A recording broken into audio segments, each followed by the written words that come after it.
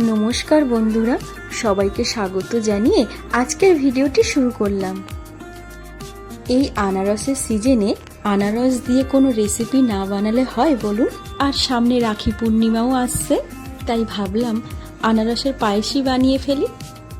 আমি একটি কড়াই বসিয়ে তাতে দিয়ে দিয়েছি সামান্য একটু জল, তারপর দিয়ে দিচ্ছি 700 ml মতো ফুল ক্রিম দুধ।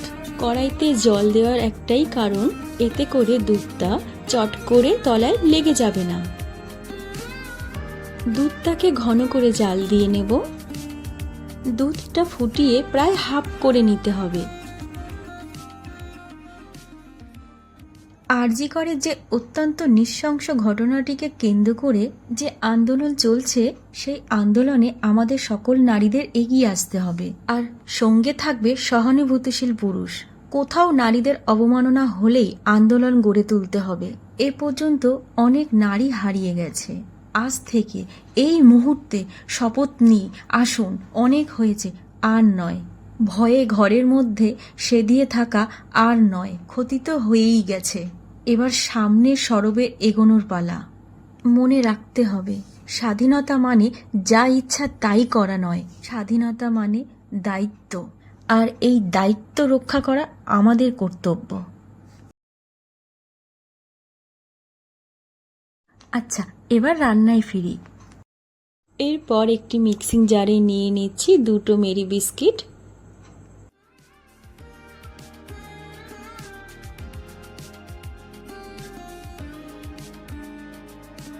এবার এটাকে গ্রাইন্ড করে নেব।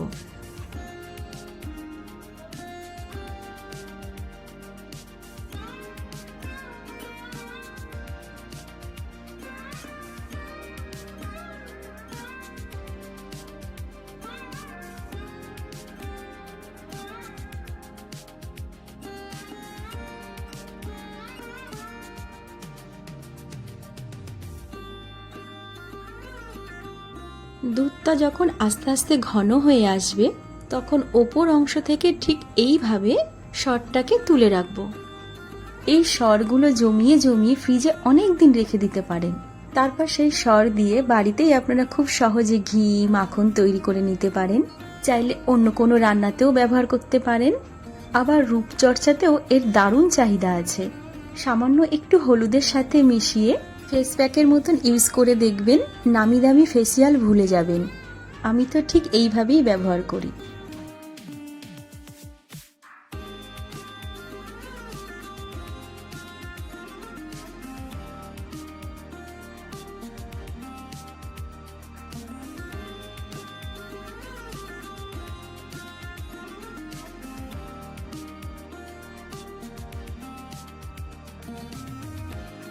এবারে সেই বিস্কিটের গুঁড়োটি দিয়ে দেব। আপনারা এই বিস্কিটের পরিবর্তে ময়দাও ব্যবহার করতে পারেন। একটু দুধ তুলে নিয়ে 1 চামচ ময়দা গুলে দিয়ে দিতে পারেন। এটা দেওয়ার একটাই কারণ, যেহেতু আনারস আম্লিক হয়, তাই যখনই আনারসটি দুধে অ্যাড করব, দুধটা কেটে যাওয়ার টেন্ডেন্সি থাকতে পারে। এই বিস্কিটের গুঁড়ো বা ময়দা সেটিকে আটকাবে। এরপর দিয়ে দিচ্ছি 2 টেবিল চামচ মতন আখের গুড়।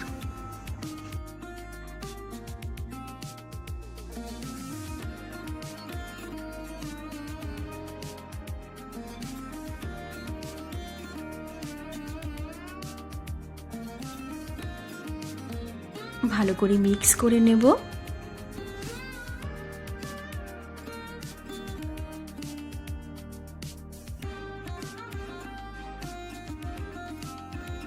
ঠান্ডা করে একটি পাত্রে তুলে নেব।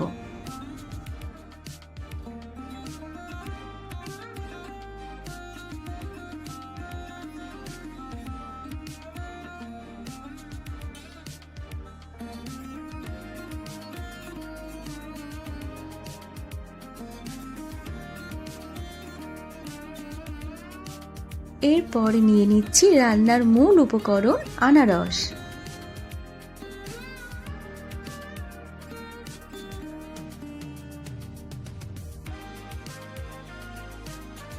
ঠিক এইভাবে ছোট ছোট করে কেটে নিয়েছি।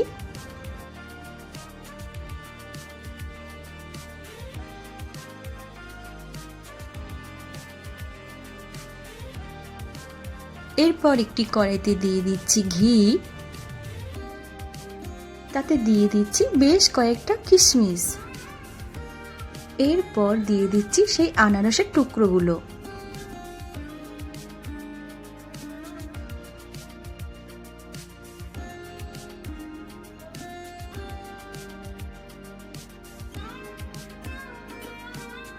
স্বাদটাকে একটু ব্যালেন্স করার জন্য দিয়ে দিচ্ছি সামান্য 1 চিমটে নুন।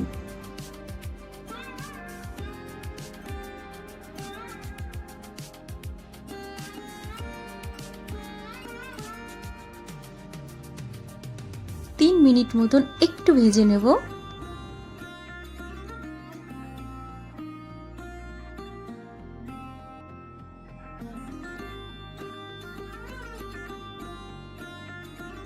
এবারে সেই ভেজে রাখা আনারসগুলো দুধের মধ্যে দিয়ে দেব।